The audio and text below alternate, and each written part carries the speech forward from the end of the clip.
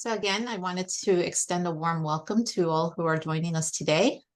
Next slide, please. Welcome to today's webinar, Program Implementation and Evaluation. This is session 3 on evaluation. This webinar is sponsored by the Northeast and Caribbean Mental Health Technology Transfer Center, or MHTTC, housed at Rutgers in the School of Health Professions in the Department of Psychiatric Rehabilitation and Counseling Professions. My name is Gati. I'm the project coordinator of the center, and I'll be introducing our center today. Slide, please. The MHTTC is funded by SAMHSA, the Substance Abuse and Mental Health Services Administration, to enhance the capacity of the behavioral health workforce to deliver evidence-based and promising practices to individuals with mental health conditions. We also address the full continuum of services spanning mental illness prevention, treatment, and recovery supports. And we also provide training-related workforces to people such as police, first responders, primary care providers, and vocational services to provide effective services to people with mental health conditions. We also utilize our supplemental funding to support school, teachers, and staff to address student mental health. Next slide, please. We also offer training programs on evidence-based practice, wellness and recovery, school mental health, Hispanic and Latinx mental health education, and online education courses such as Wellness Matters, IMR, Functional Thinking, and more. Next slide, please. As a reminder, all of our training programs, products, and services are available to you at no cost. Next slide, please. And if you're interested in staying up to date with the events and products that the Northeast and Caribbean MHTTC is providing, please sign up to receive our email communications. You can sign up on the bit.ly link provided on the screen. Next slide, please. Also, following this webinar, you'll be asked to complete a brief survey. We value this feedback and use it to improve our activities and inform our future training events. The surveys are also important because our continued funding is linked to the completion of them. So we thank you in advance for your participation. As a reminder, today's webinar is being recorded, and will be posted on our website within 7 days of this webinar broadcast. At the time of this presentation, Miriam Delphin Rittman served as Acting Assistant Secretary for Mental Health and Substance Use at SAMHSA. The opinions expressed herein are the views of the speakers and do not reflect the official position of the Department of Health and Human Services, or SAMHSA. No official support or endorsement of DHHS or SAMHSA for the opinions described in this presentation is intended or should be inferred. We encourage you to interact with our presenter during this webinar by using the chat feature. During this webinar, you also have the capability, since it's a Zoom meeting, to unmute or mute yourself, and also the capability to control your video. So we ask that you are mindful of this during the webinar broadcast. Next slide, please. The MHTTC network is committed to using affirming, respectful, and recovery-oriented language in all of its activities. Next slide. And as a reminder, we'd like to share with you the 988 Suicide and Crisis Lifeline for people who are experiencing suicidal ideation, mental health, or substance use crisis, experiencing emotional distress, or people concerned about someone in crisis. And now I will turn it over to Sean Karzak. He is the Assistant Research Coordinator here at our center. And again, I just want to welcome everyone. Thank you. Thanks, Kati. Hi, everybody. I'm Sean Karzak. I'm Assistant Research Coordinator at Rutgers University. I work on several research and evaluation projects in the center and the Department of Psych Rehab. So I appreciate everyone coming back. I see a lot of familiar names, and I'm glad everyone made it here today. And today's our last session of the 3 sessions we had. We talked about the planning, talked about implementation, and then today we're going to talk about evaluating our program. I'm not sure if anyone's new here, but I'm just going to give a quick recap of what we covered so far. So in the first session, we talked about the planning stage. We talked about building a planning team, assessing our program readiness, and thinking about outcomes in our data plan. And then last week, we talked about implementing our program. And we briefly talked about data collection and some outcome tools, both quantitative and qualitative data, some of the positives and negatives of each, and different ways we can collect that data. We also talked a little bit about research design, so using a before and after, so pre-post design to test whether an intervention is making a difference. We talked about using control groups and possibly even a waitlist control for our program. We talked about putting our plan to action, so the importance of open communication, which was kind of my theme last session. We talked about not only open communication from the top down, but also from the down up, so listening to our frontline staff. And we talked about informing the larger group about our project, so information about our goals and objectives, any new processes, and again, telling staff that are either directly or indirectly involved in the project. So making sure everyone's kind of informed with what's going on. Then we talked about setting up for success and expecting failures, right? Inevitable that we're going to have issues come up, making sure that we support our frontline staff, whether that's new hires or existing staff, right? People might be learning a new process or unsure of their abilities in their new role. And also just makes opportunities available for people to ask questions, gives us the opportunity to offer guidance, whether that's through supervision or trainings or meetings with the rest of our team. We talked about making on-the-fly adaptations. So sometimes things just aren't working out. So making adaptations to barriers, right? Last week in our conversation, we talked about how it's kind of hard to know when to make changes, when to kind of step in and make it happen, or when to kind of let it go.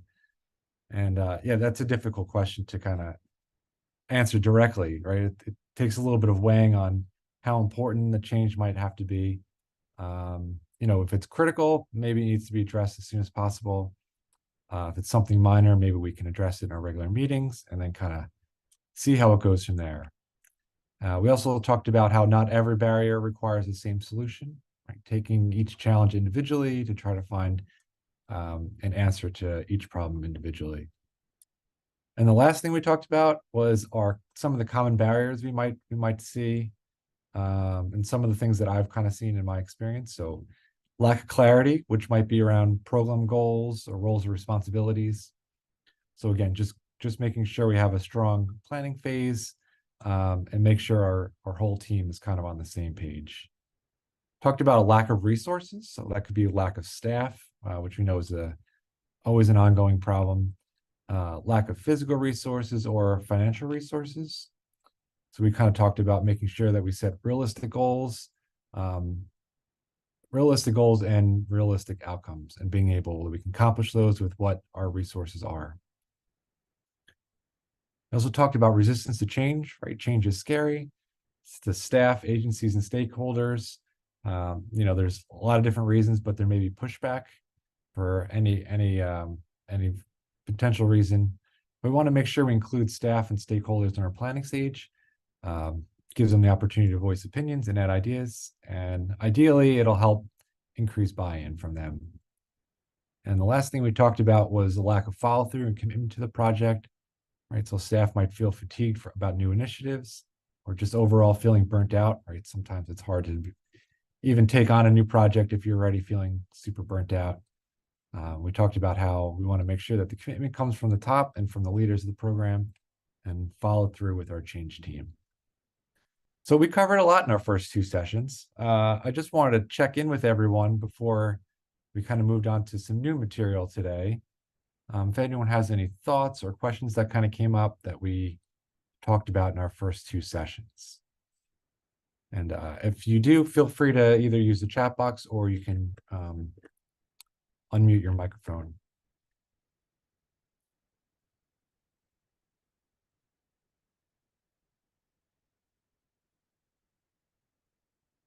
Again, in previous sessions, you know, thumbs up and smiley faces in the chat are always helpful too, just to kind of see where people are at.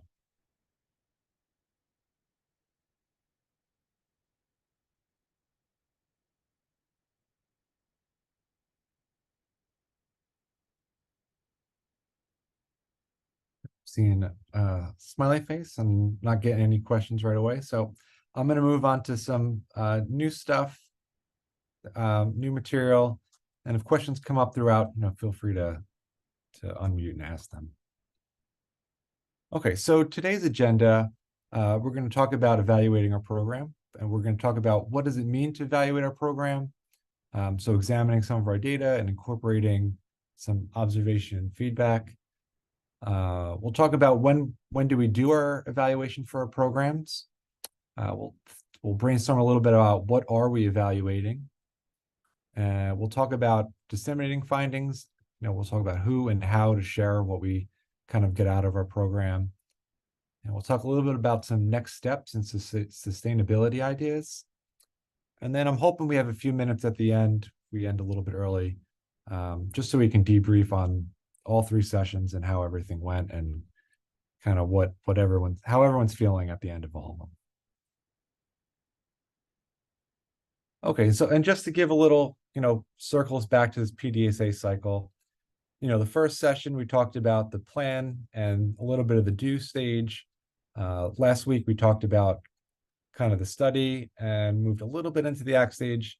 And today we're definitely going to be talking about closing out the study stage, moving to the act stage, and then kind of what the next step would be.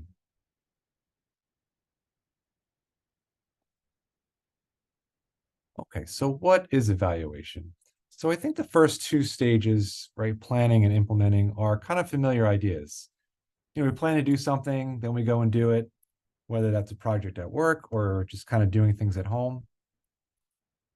But I think that part of that is that when we're done with something, people ask how it went, and our kind of answer is, oh, it went good.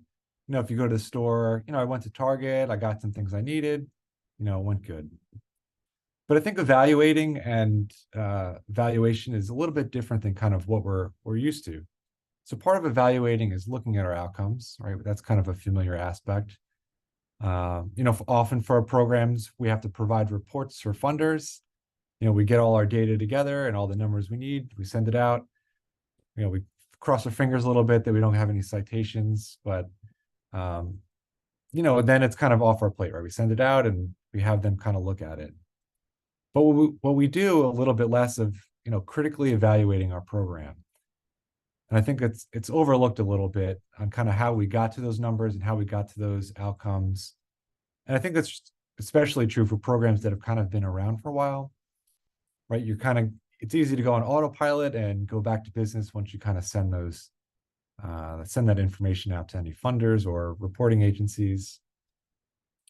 And evaluating is really making conscious effort to think about how we're matching our services to our goals and outcomes. And how is our process of delivering services either, we're doing good or a bad job? And critically evaluating should be using what we learned to inform our future plans. So we kind of talked a little bit about this idea in the implementation session, right? Gathering feedback and observations, making those on the fly adaptations and kind of the short-term and quick fixes. But the results of the evaluation and going through this whole process, the idea would be to make deeper changes that may be needed.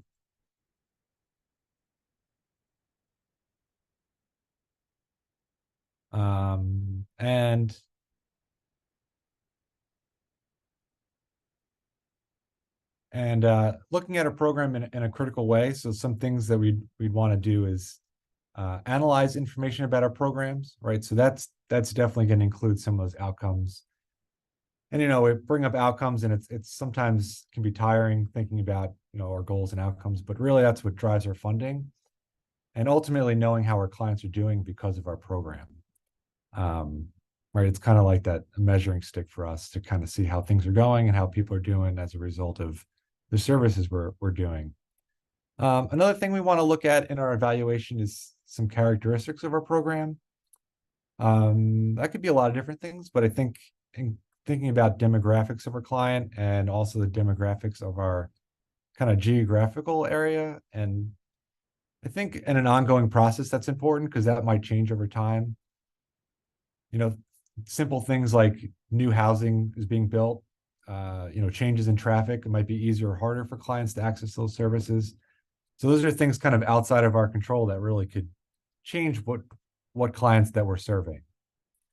I was, when I was making these slides, I had a pretty good, I thought it's a pretty good example. You know, I used to work as a pizza delivery driver, and I worked at a popular pizza spot. And you know, as all these new townhomes were being built, our deliveries that we were getting called in for were being spaced further and further out from the store. And you know, this ended up slowing delivery times, and you know, customers were getting kind of angry.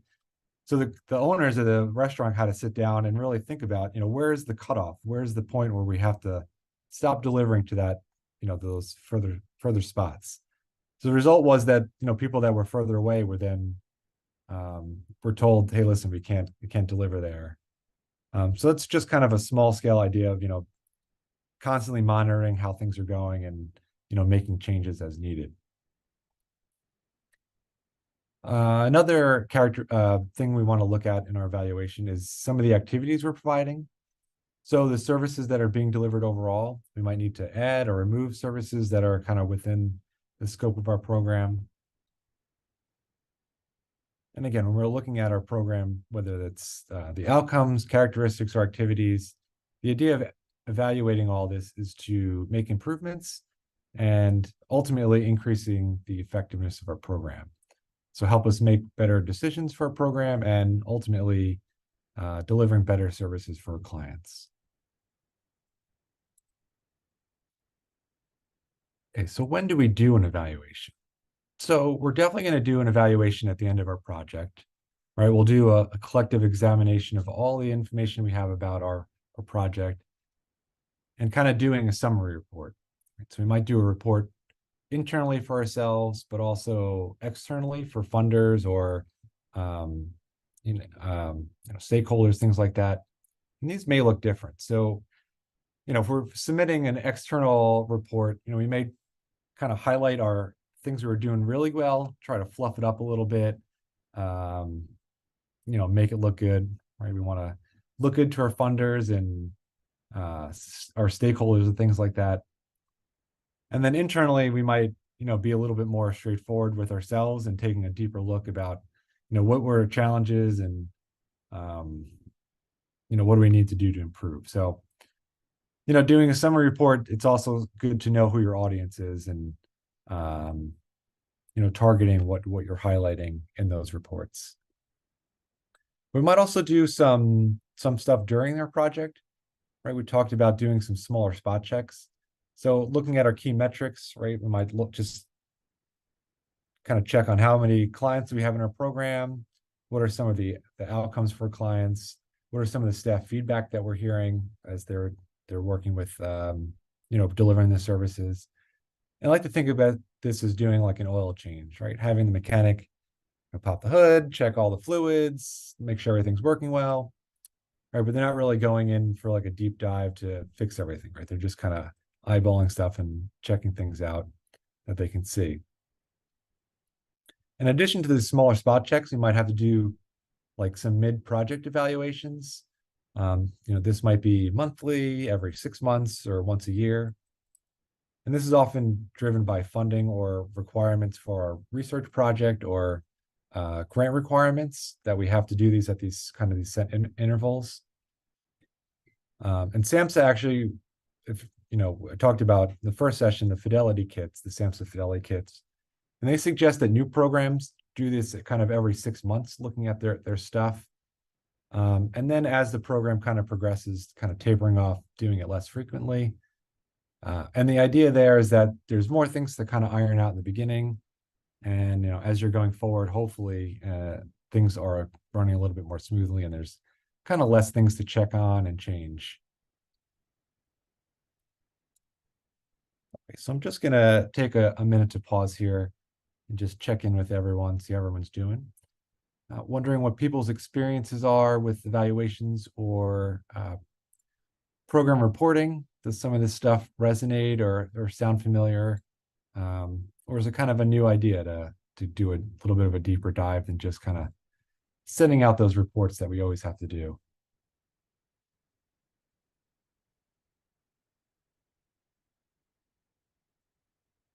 I think you made a great comment about making sure, like when you're doing, especially your end of projects reports, you're thinking about the audience that you're writing them for. And those are great. But if that's all we're doing, you know, like you said, we're not really doing that deeper dive where we're really critically looking at outcomes and efficiency and everything else. We're just, you know, doing the, yeah, you gave us the money and we did a great job with it. Yay. And that's like, we have to do that, right? And that's fine, but that should not be the end of the story. That's only kind of the starting point.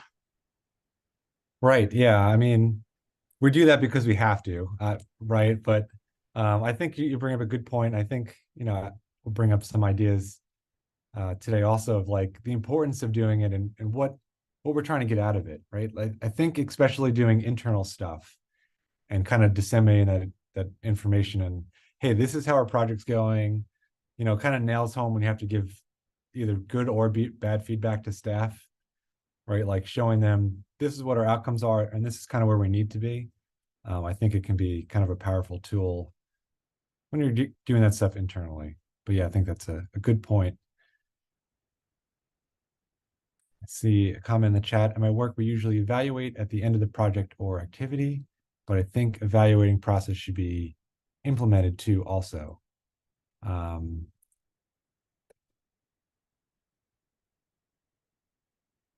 mean, do you mean like making sure that it's part of the process and kind of mandatory to go through that stuff?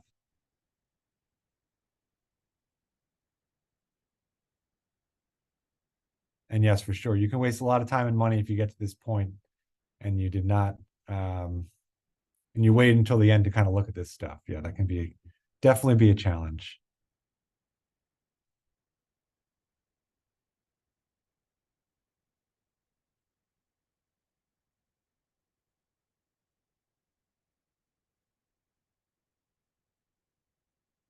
So I'm just gonna keep us moving. And again, if you have stuff, put in the chat or we'll get to it, or you know, feel free to unmute and ask whatever questions you come up. Okay, so some key ideas I think for evaluations too is to think about doing things in a repeatable way. You know, try to look at similar data with matching timeframes. You know, that might be a little bit easier said than done, but you know, looking at things on, you know, whether you do it monthly, bi-monthly, yearly, whatever you determine is needed, and you know, I think what's feasible too, right? I mean, you don't want to overburden your team with constantly having to check the data and whether or not services are being delivered, or looking at things on a monthly basis can be burdensome. You know, I worked at one program and they were doing things on a monthly basis. And for a period, I think they, you know, we really needed to do it that way, but it just wasn't kind of really sustainable to expect that to be done monthly. So, you know, just thinking about what's needed and what, you know, is manageable for the team to kind of look at how often to look at the data. But I think it's important to look at kind of the similar intervals. It makes it a little bit easier to compare kind of outcomes and what you're looking at with the data.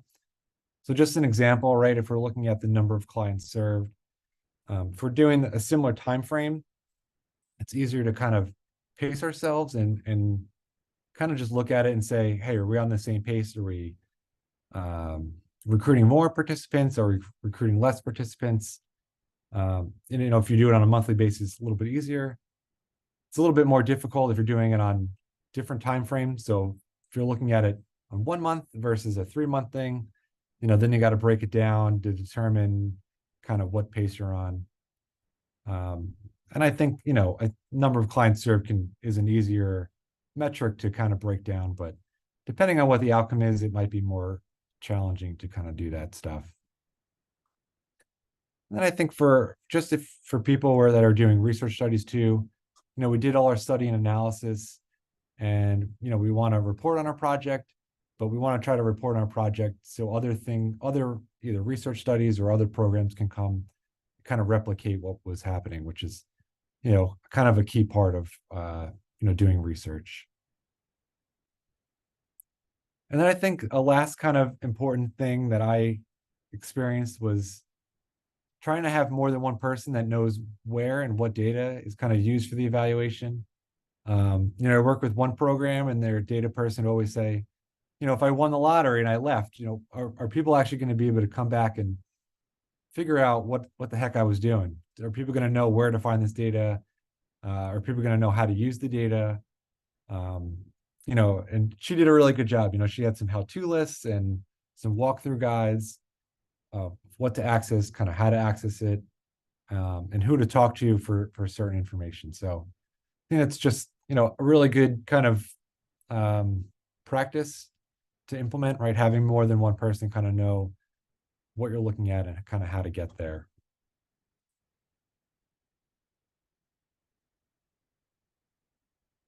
Okay, so what actually are we evaluating? We talked about when to evaluate and thinking about it a little bit. And I think there could be multiple ways to think about kind of, what are we evaluating? But I kind of like the idea of having a data evaluation and also an impact evaluation. So a data evaluation is kind of pretty straightforward, right? It's what data we collect. And this data can be from a lot of different places. I think we talked about this in maybe our first session. We talked about data could be in our EHR, it could be on paper surveys, it could be client notes. For some grants, they have an online system that has client data in a totally different spot from our EHR, right? So kind of figuring out how you're going to get all that information and integrate it to be usable. And you don't want to get to this point and not be sure that you either if you collected the correct data, or you don't know where the data is being collected, you don't know where it's being stored. And I just want to bring up this chart again from our first session, because I think that this was a really good way to kind of think about things in our planning stage, thinking about what our goals are and what our objectives, and then trying to have a plan before you kind of go into it, where that data is going to be, and how you're going to get to it. So I think that this chart is helpful. So I just wanted to bring this back up as a reminder. And then examining our outcomes, right? Matching our data to our original goal. Then I also like the idea of evaluating our impact. So what's our impact on the clients and the larger community? Ultimately, did our clients benefit from our program? And in thinking about a research study, will future clients kind of benefit from these findings? Or will other research studies be able to kind of pick up and add to what you found? And this stuff is partially informed by data, of course, right? It overlaps a little bit, right? Things like, are clients being housed, or are they maintaining housing? Are clients becoming employed or returning to school? Right? Those are kind of data informed questions. But I think it might also be informed by some other data points. And this information may or may not be required by funders, or may not be required to report on it. But I think it's still important to consider for ourselves, either internally, or if we're doing reports, to try to include some of this stuff, as it can really help paint kind of an important picture of the impact we're having on our clients, community, stakeholders, things like that. And of course, at the end of the day, the goal is to improve, our clients' lives and through the services that we're providing. So some of these things might be client satisfaction, right? What do clients think about our programs? It might include things like client testimonials. It might also be things that are somewhat attached to our goals, but are maybe a little bit further, right? If we're doing a supported housing service, the funders might ask you questions like, are people being housed? Are they remaining housed? But additionally, right, are clients learning ADLs, right? They're learning activities of daily living skills, things like that. Right, so that might be questions that they're not asking, but important for us to think about, and can definitely help increase our reports that we have to provide. And also things like, have we partnered with other programs, clients linked to food banks or primary care providers, things like that.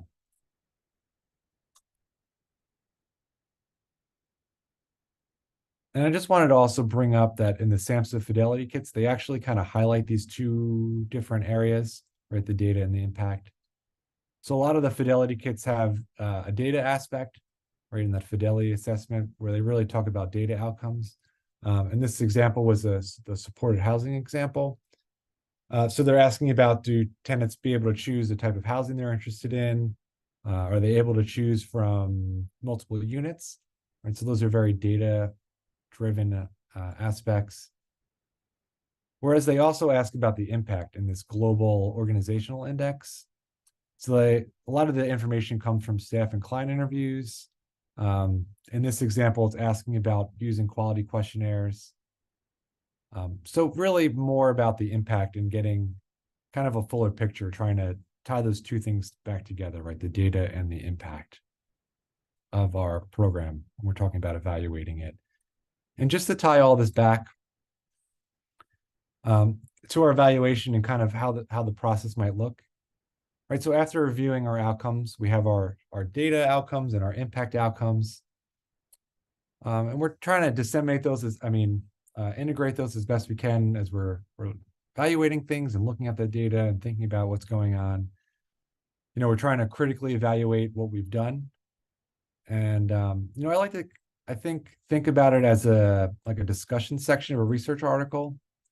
Right in our results section, we're talking about what the findings are. Right, here's the data, kind of the idea of like, this is what we're sending out when we have to do those reports and funding.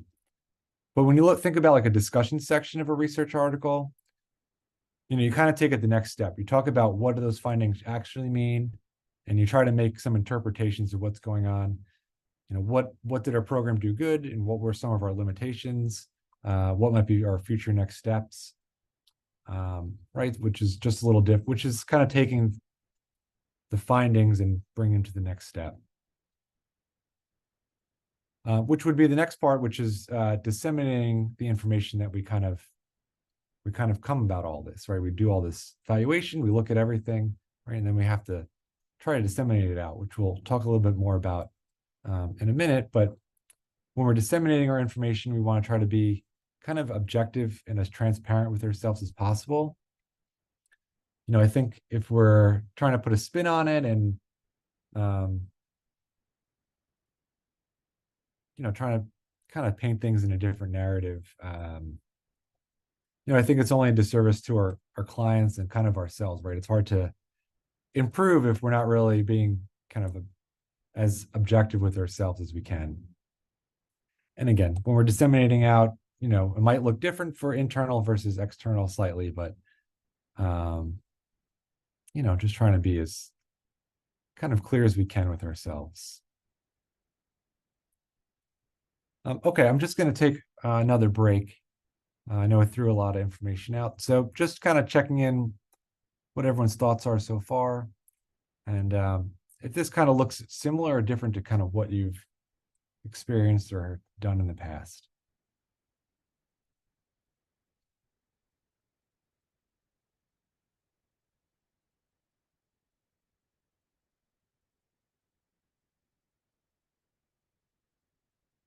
And again, thumbs up and smiley faces are helpful as well, just to see if everyone's still doing good with us and hanging in there.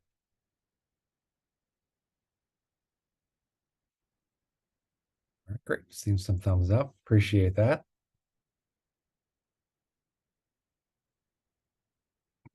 Okay, so let's talk a little bit about disseminating our findings. So we've done all this work, right? Who should hear about our amazing results of our program? So there's a couple different different areas that we might look at. Just seeing some stuff in the chat. So Yvonne says, this looks a little bit like what I've done in the past to evaluate their past projects. So great. I'm glad that it's, just kind of echoing what you've kind of done in the past.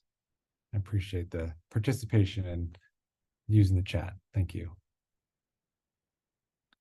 So there's a couple of different areas or kind of groups of people that we might want to tell about our amazing findings.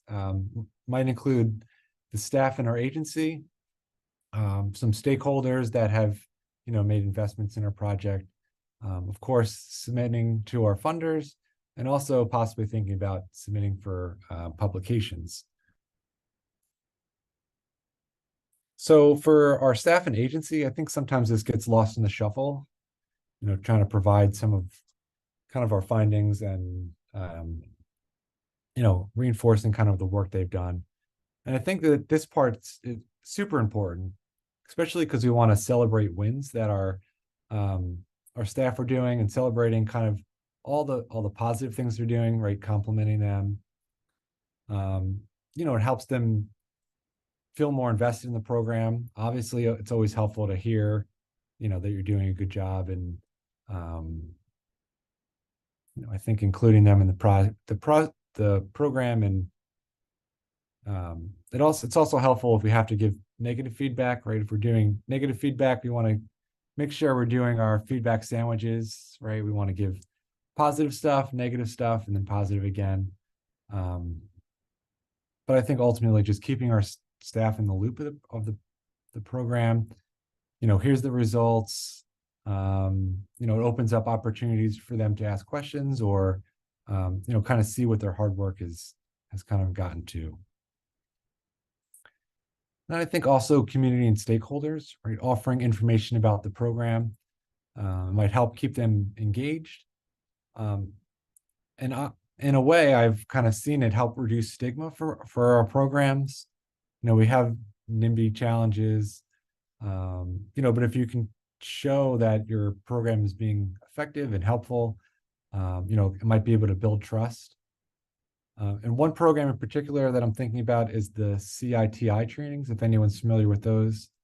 Those trainings focus on training police officers on how to kind of better intervene in situations where they're on mental health calls. And some programs that they're piloting, actually having counselors go out the police unit on calls like that. So where it's been effective, I think, including the police officers and their departments, and kind of showing how effective it's been.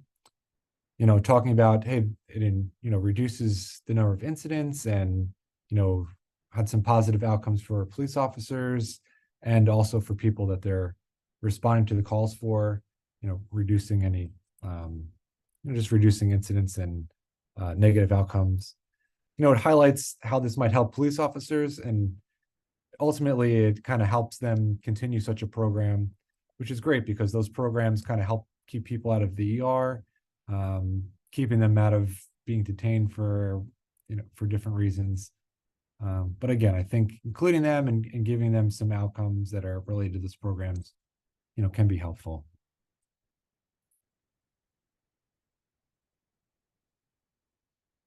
Of course, we have to share our findings with our funders, right? Sharing the highlights of the program, being transparent about our shortcomings. And in my experience, when you have to report for those grants, especially if it's like a multi-year grant where you're doing those kind of yearly reports or whatever the intervals might be. But when reporting those kind of areas in need, being transparent, isn't a total negative thing, right? As long as you kind of include an improvement plan, acknowledging the issues that it kind of came up, and they just kind of really want to show that you kind of thought through, what was going on, and kind of having an improvement plan, and how you're going to kind of tackle that and improve whatever that kind of area of need is. So again, sharing the highlights and being transparent about any shortcomings that the program had. And then we might also think about submitting for publication. So not just for if it's a research project, but I think also a community project as well, or if it's a pilot program, or if it's a program with kind of some unique characteristics. I think those are always helpful, especially for people kind of coming from behind you and trying to implement a similar program or may have similar challenges. I've seen lots of papers published on challenges and success papers, or implementing a new project. But I think it's just something to keep in mind, whether it's a research project or a community project, of, trying to disseminate out some things that went good or went bad on your project. Sometimes those things are helpful for everyone to kind of hear about.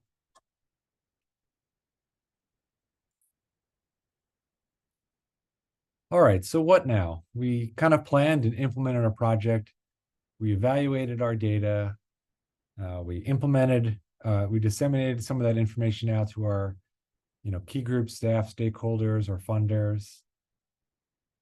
And now it's really time to think about trying to make a sustainability plan and, what's our next steps for our project. And I think there's really a few different scenarios here, and I think they're all slightly different. So I think the first one is if it's a continuing project or continuing grant. Maybe we have a pilot program that now received kind of full go or additional funding. Again, maybe we have one of those multi-year grants that's continuing. Or maybe this is just kind of an existing program where we kind of did this whole process is just a improvement process. So really what we want to do is, incorporate all the lessons we learned thinking about our data, feedback from our staff and clients, observations we've kind of made, and really take some of our knowledge of our program's impact. And if we go back to that PDSA cycle,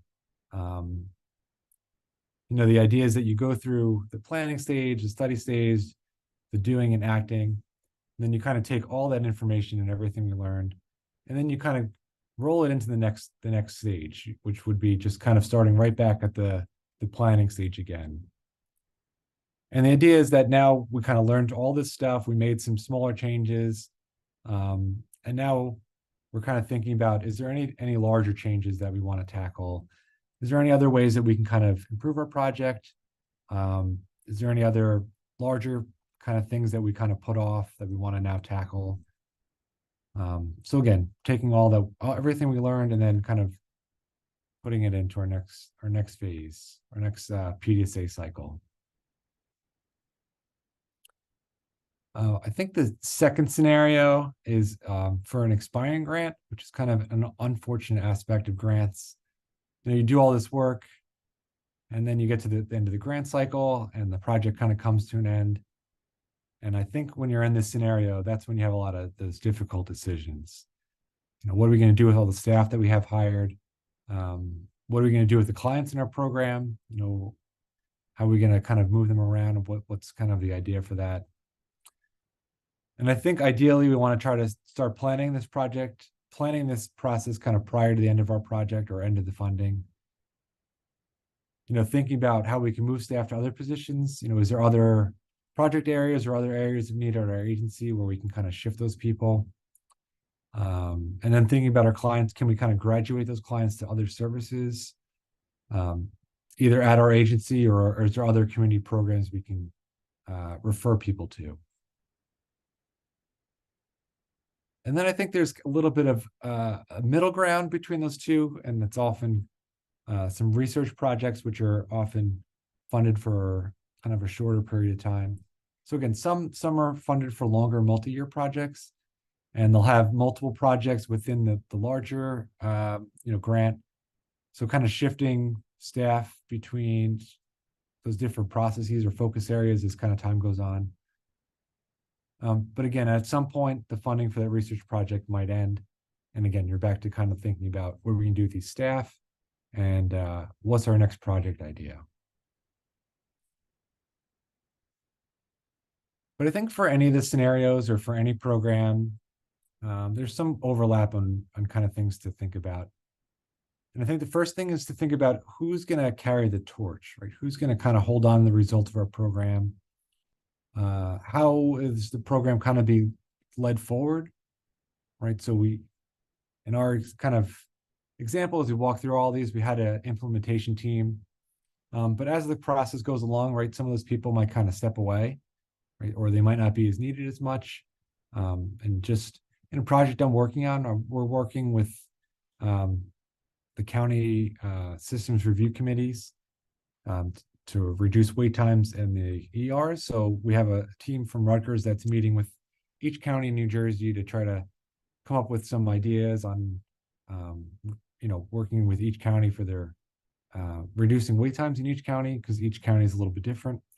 But we're not like long term, so we're kind of there for a couple months, helping them kind of work through that processes. But then at some point we're gonna, leave and move on to the next county. So for each of those, we try to build those ideas of, hey, at some point we're gonna leave. You should start thinking about who's going to take this over, who's going to kind of pick up things when we leave and kind of take the process forward. So again, kind of trying to plan on who's going to take those responsibilities and carry the torch moving forward. But I think it's also helpful to have someone doing that and making sure we have our data and some ideas kind of written out. It's always good to have our results ready for new opportunities. So maybe there's new funding that comes up, or new grants that maybe we use towards recreating our project, adding funding to an existing project, or maybe sort a new project, totally from the ground up. And it's always helpful to have our outcomes and our data to kind of point to. Makes it easier for us to obtain grants when we have some evidence that we, implemented a program previously successfully. And also, if we have publications, we get to cite ourselves and sound like we know what we're talking about. So it's can also be helpful part of getting some publications.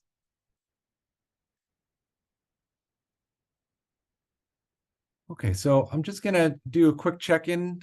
This is kind of the end of what I had for our evaluation slides for today. So kind of before I try to do a little bit of wrap up of our whole series, just want to see if there's any questions about what we talked about for the evaluation piece.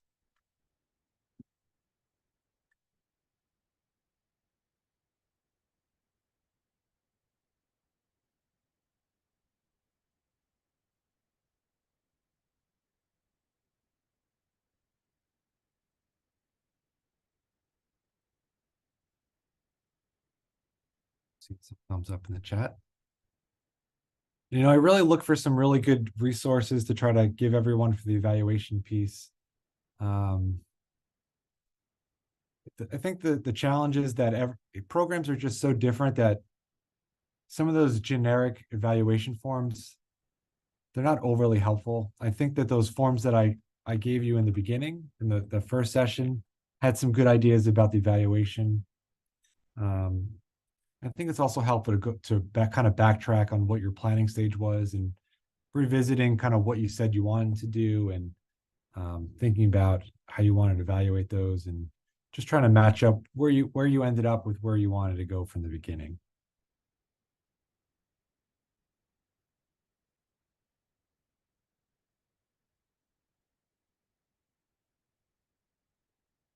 Okay. Right, so I'm just going to kind of do a quick overview of what we kind of talked about in our three-part series, and then I'd like to kind of open it up for discussion for any other questions, or if there's anything people kind of wished I had covered or interested in anything that they felt that I could give some more information on. So overall, in the whole series, we talked about the importance of our planning stage, how good planning can help us our implementation and evaluation stages, and help build a solid foundation. Talked about the importance of our team, right, helping drive the project through all the different stages, and help keep the agency and stakeholders informed, kind of engaged with our project. Talked about some ways to kind of collect some of the outcomes and work through some barriers that may arise. Thinking about our project critically when evaluating and disseminating information about our program.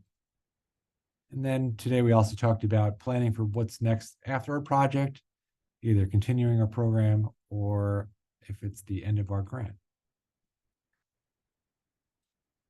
So I just wanted to open it up and get your impressions on the whole project and the process. I know it was a lot of information through the 3 sessions. So I was just wondering if there was any ideas that kind of stuck with you, or anything else you guys wanted to share. So again, feel free to use the chat, or if you like to unmute your mic, that's works for me too.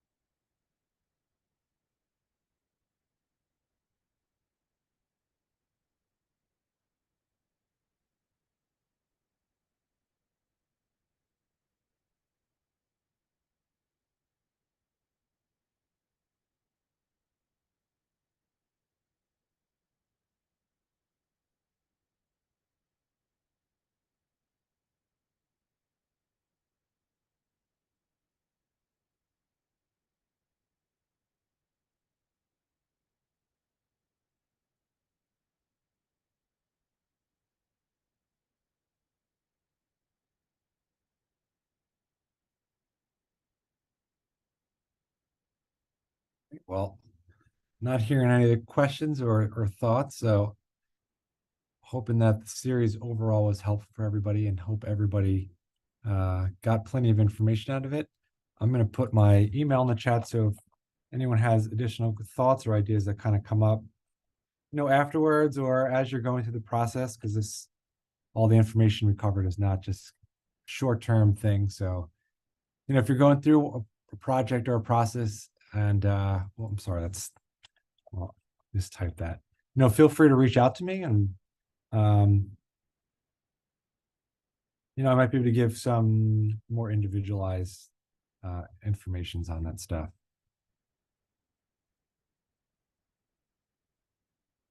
So I'm seeing Yvonne says, I really like the series because everything was straight to the point.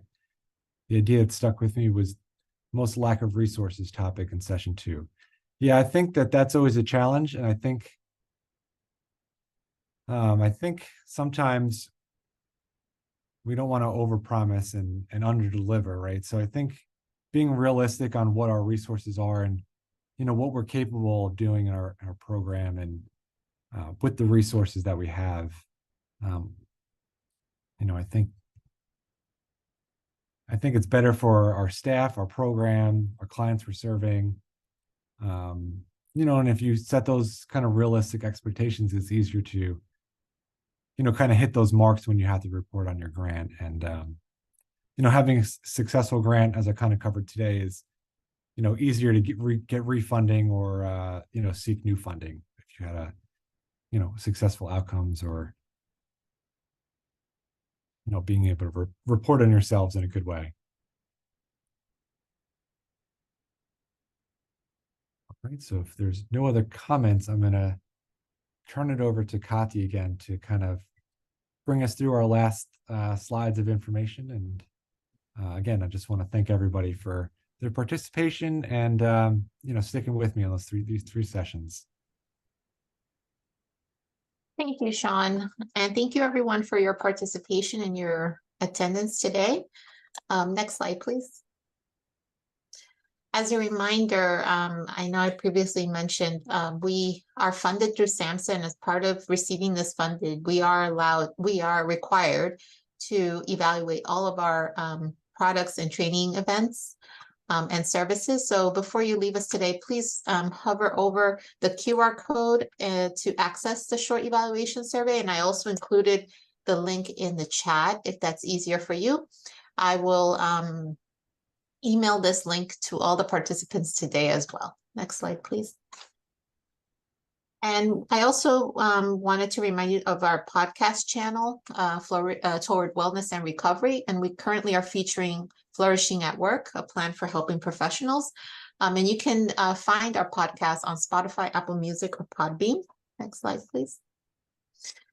And if you have missed any of our previous sessions in this series, along with any other webinar recordings or webinar topics that may interest you, we do have a catalog of posted products and resources. And to access this catalog, just hover over the QR code. It'll take you directly to the page on our website. Next slide, please. And as a reminder, everyone today will receive a certificate of completion. We just kindly ask that you allow 7 days for processing. Within those 7 days as well, you'll receive a link to our posted recording, as well as the slides that were shared today. Next slide, please. And again, I just wanted to thank everyone for joining us. We hope that the information is useful in your line of work. I want to thank Sean also for providing the webinar for us. And I hope everyone has a great rest of your day. Thank you, everyone. Take care. Bye, everybody. Thanks, Kati.